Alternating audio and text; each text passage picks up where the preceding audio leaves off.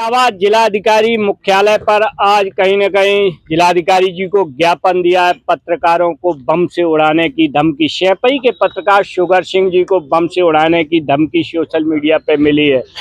लेकिन उससे भी पहले मैं पत्रकार जो देश में सेवा दे रहे उनके लिए दो लाइनें कहूँगा कि कलम के पुजारी कहीं सो गए तो ये वतन के पुजारी वतन बेच देंगे। मैं सबसे पहले प्रमोद दीक्षित जी को बहुत बहुत धन्यवाद दूंगा जो पत्रकारों की सभी साथियों के साथ आवाज उठा रहे हैं। सर, क्या बात हुई जिलाधिकारी इटावा से?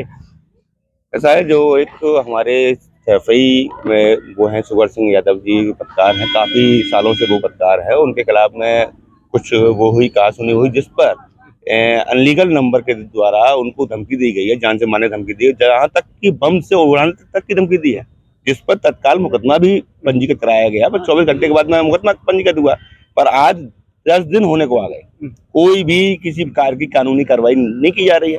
जबकि आमतौर पर देखा जाता है कि पुलिस के द्वारा कोई भी फर्जी प्रार्थना पत्र किसी भी पत्रकार के खिलाफ आ जाए तो उसका मुकदमा बाद में लिखती है पुलिस, पहले उसको उठा करके कार्रवाई कर देती है। कार्रवाई सर, पत्रकार अगर कोई पुलिस के खिलाफ बोलता है तो उस पर भी कार्रवाई हो जाती है। सच्चाई आज का युग ये है कि अगर आप पुलिस की सच्चाई को दिखा करके उनके सामने रखेंगे ना तो आप मुलजिम बन जाएंगे। उनकी निगाहों में ये है, उनका काला चिट्टा हम लोग खोलने के लायक नहीं है, पर मैं खोलता आया हूँ, खोलता हूँ और खोलता रहूंगा। क्या कहोगे, लोकसभा में जो मेंबर ऑफ पार्लियामेंट बैठे, क्या सदन में इस विषय पर चर्चा होना चाहिए? बिल्कुल होनी चाहिए। जहाँ तक कि कई बार जो प्रकाश में आ चुका है, सरकारों ने पत्रकारों की सुरक्षा के लिए ध्यान रखते हुए कई ऐसे मुद्दे उठाए हैं, पर सुरक्षा पत्रकारों को नहीं मिलती है। पत्रकार दिन और रात अकेले घूमते रहते हैं। अगर अभी कोई पत्रकार अपना असला भी करवाना चाहेगा तो इतनी जल्दी नहीं होगा, क्योंकि पत्रकारों के लिए सुरक्षा नहीं है। पत्रकार का जुर्म है कि वो सच्चाई को आगे कर रहा है, और इसी तरह अभी यही आरोप किसी पुलिस कर्मी पे लग जाते हैं तो उनकी जांच पे जांच सालों चलती है, कार्रवाई नहीं की जाती है, पर पत्रकार को निर्दोष होने के बावजूद भी उसको जेल में डाल दिया जाता है। क्यों? देखा प्रमोद दीक्षित जी आपके ऊपर भी मुकदमा लगा दिया था। अब वही तो है, अब इटावा की पुलिस इतनी हरिश्चंद्र बनती है, 1000 रुपए की लूट में मुझे जेल भेजती है और 72,000 रुपए मुझे फर्द में जमा करती है, जो छूट के आने के बाद 71,000 रुपए मुझे वापस करती है। जैसे कि 1000 रुपए इनके फ्री का था, पर वो भी मैंने लिया, पूरे 72,000 रुपए लेकर के ही मैं वापस आया जेल थाने से। ये क्या है, ये कहाँ का न्याय है?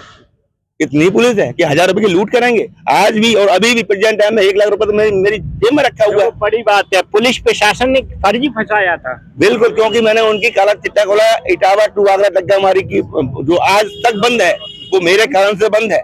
इटावा टू आगरा दग्गा मारी लाखों रुपए की वसूली की जाती थी, और एसपी सिटी राम यश सिंह भी इसमें शामिल थे। उन्हीं के जरिए ही मुझे 1,000 रुपए की लूट लगाई गई। अच्छा सर, देश के जो पत्रकारों से क्या मैसेज दोगे? क्या अगर पत्रकार पूरे देश में संगठित होना चाहिए? पूरे देश के पत्रकार जब तक एक कभी भी पत्रकार ये न सोचे अपने आपस में कि मैं इस संगठन का हूं तो मैं उस संगठन का मैं साथ नहीं दूंगा। संगठन कोई सा भी हो, अगर जिस आदमी के नाम के आगे अगर पत्रकार लगा है वो हमारा भाई है, और मैं उसके साथ खड़ा हूं और खड़ा रहूंगा। देखो, इटावा की धरती से एक बहुत बड़ी देश के पत्रकारों के लिए आवाज उठ रही है कि देश के पत्रकारों तुम जाग जाओ। न कहीं कोई भी प्रशासनिक अधिकारी आपको दबा देगा। अगर किसी भी भ्रष्टाचार के विषय में कोई पत्रकार बोलता है तो कहीं न कहीं उसके खिलाफ कोई भी प्रशासनिक अधिकारी कहीं से तहरीर दिलवा के उसके खिलाफ मुकदमा दर्ज करवा देता है। और मैं कहूंगा मेंबर ऑफ पार्लियामेंट लोकसभा में जो लोग बैठे हैं कि इन्हें इतनी शक्ति दो पत्रकारों को, ये वास्तविक सच्चाई के रास्ते पर चलते हुए देश की सेवा कर सके।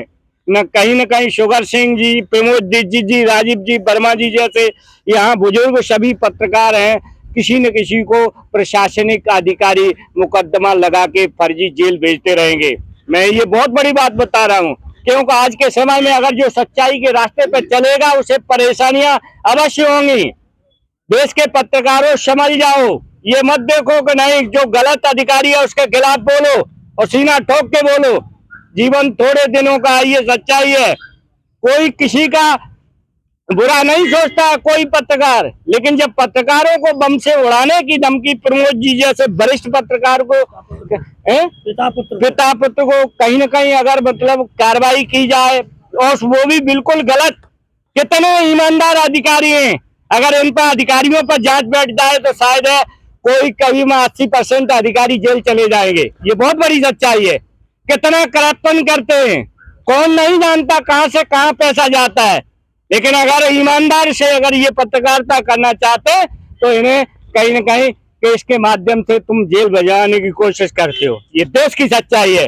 मैं भारत सरकार से और राज्य सरकारों से, नेता, संसद, विपक्ष या सत्ता पक्ष से ये निवेदन करूंगा कि आप इस समस्या को सदन में उठाएं। कैसे प्रशासनिक अधिकारी जो पत्रकारों पर कार्रवाई करते हैं उनके खिलाफ कब कार्रवाई होगी। अगर वास्तविक प्रमोद जी को जिसने कार्रवाई की, अगर उस अधिकारी की कार्रवाई हो जाए तो वो जेल चला जाएगा, बहुत बड़े भ्रष्टाचार में लिप्त होगा। लेकिन सच्चाई है, भ्रष्ट ही ईमानदार लोगों पर कार्रवाई कर रहा है। ये हमारे देश की सच्चाई बन चुकी है। मैं कहूंगा वास्तविक जो देश के राजनेता हैं, कोई लोकसभा में ऐसा कानून लेके आए जिससे पत्रकारों की सुरक्षा बढ़ाई जाए और इन पे अगर कोई FIR दर्ज हो उससे पहले ये सच्चाई, ये मतलब जांच होना चाहिए, ये दोषी है कि निर्दोष हैं। लेकिन ऐसे FIR दर्ज नहीं होना चाहिए। बहुत बहुत पूरे देश के पत्रकारों से यही अपील, तुम एक हो जाओ, किसी संगठन के हो, चाहे तुम सैटेलाइट मीडिया से हो या प्रिंट मीडिया से हो या सोशल मीडिया से हो। अगर कोई समस्या आती है तो पत्रकार भाइयों एकजुट हो जाओ और ये संकल्प लो कि मैं देश से भ्रष्टाचार रूपी अधिकारियों का विरोध करूंगा, चाहे वो कितना भी बड़ा पावरफुल हो, चाहे मुझे कितनी भी बड़ी उसकी कीमत चुकानी पड़े, लेकिन मैं हमेशा भ्रष्टाचार के खिलाफ बोलता रहूंगा। बहुत बहुत धन्यवाद। इसी के साथ मैं कपिल यादव, MBM न्यूज़ 24 इटावा उत्तर प्रदेश।